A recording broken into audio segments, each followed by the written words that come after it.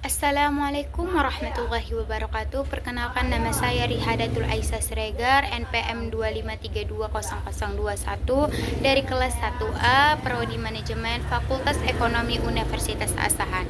Di sini saya akan membuat video presentasi untuk memenuhi tugas bahasa Indonesia dengan dosen pengampu Bapak Budi Wicaksono MPD. Baik, di sini saya akan menjelaskan materi tentang ejaan bahasa Indonesia.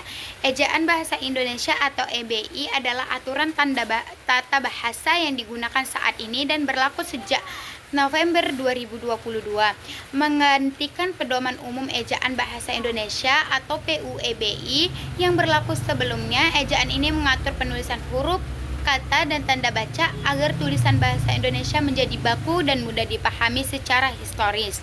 Ejaan bahasa Indonesia mengalami beberapa perubahan, dimulai dari ejaan Van Ophuijsen tahun 1901, ejaan Suwandi di tahun 1947, hingga ejaan yang disempurnakan atau EYD pada tahun 1972. Dan di ejaan bahasa Indonesia ada 4 unsur. Yang pertama, penulisan huruf kapital dan huruf miring, pemakaian tanda baca, penulisan kata, dan unsur serapan. Di dalam ejaan bahasa Indonesia ada pemakaian huruf kapital dan huruf miring. Huruf kapital adalah huruf besar yang digunakan sesuai kaidah ejaan untuk menandai awal kalimat, diri, dan hal-hal tertentu dalam bahasa Indonesia. Penggunaan huruf kapital diatur dalam Pedoman Umum Ejaan Bahasa Indonesia atau PUEBI. Dan penggunaan huruf miring adalah bentuk penulisan huruf dengan gaya condong ke kanan atau italik yang digunakan untuk tujuan khusus dalam tulisan dalam naskah tulis tangan atau biasanya diganti dengan garis bawah.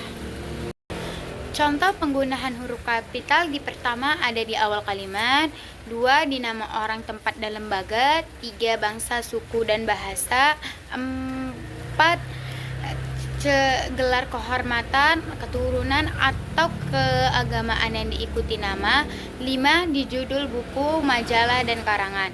Dan contoh penggunaan huruf miring di pertama untuk menulis judul buku, majalah, atau karya tulis, yang kedua untuk menulis kata atau ungkapan asing, yang ketiga untuk menegaskan atau menekankan kata tertentu, 4 untuk menuliskan nama ilmiah hewan atau tumbuhan.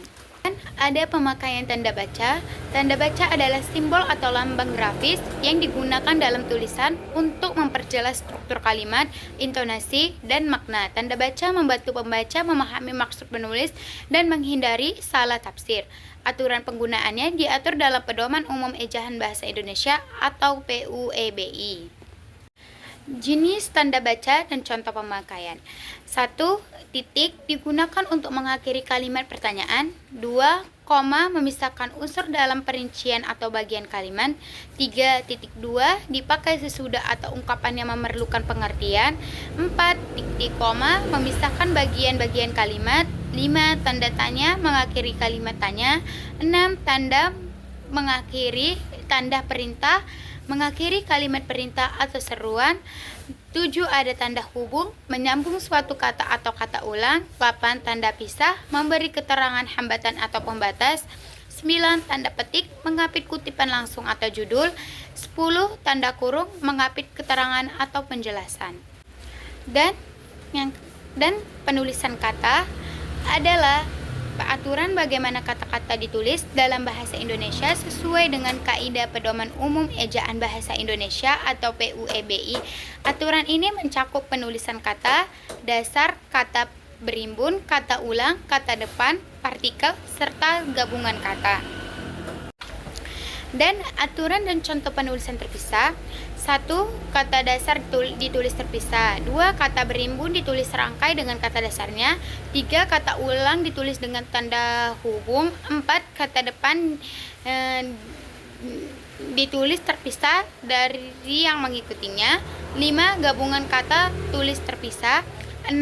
Partikel ditulis serangkai partikel ditulis serangkai dengan kata sebelumnya. 7. Singkatan dan akronim singkatan nama lembaga ditulis dengan huruf kapital. Penulisan unsur serapan. Penulisan unsur serapan adalah aturan cara penulisan kata-kata yang berasal dari bahasa asing atau bahasa daerah ke dalam bahasa Indonesia sesuai dengan kaidah pedoman umum ejaan bahasa Indonesia atau PUEBI. Kata serapan dapat pertama diserapan apa adanya, bentuk aslinya sudah lazim digunakan dan sulit diubah.